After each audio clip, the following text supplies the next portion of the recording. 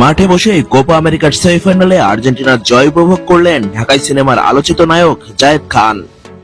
বুধবার যুক্তরাষ্ট্রের মেডলাইফ স্টেডিয়ামে কানাডার বিপক্ষে মাঠে নামে মেসি বাহিনী। এই ম্যাচ দেখতে গ্যালারিতে হাজির ছিলেন জায়েদ খান। আর্জেন্টিনার জার্সি গায়ে দিয়ে বাংলাদেশের পতাকা হাতে মাঠে বসে প্রিয় দলকে সমর্থন দিতে দেখা গেছে তাকে। সামাজিক যোগাযোগ মাধ্যমে সেই ছবি ও ভিডিও প্রকাশ করেছেন তিনি নিজেই।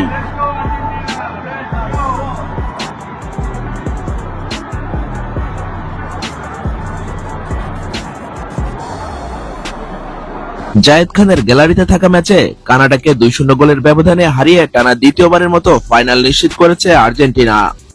ফলে আরো একবার কোপা শিরোপা জয়ের হাতছানি মেসি ডি মারিয়াদের সামনে। এদিন এবারের কোপায় প্রথমবারের মতো গোলের দেখা পান লিওনেল মেসি, আর অন্য গোলটি করেন হুলিয়ান আলভারেজ।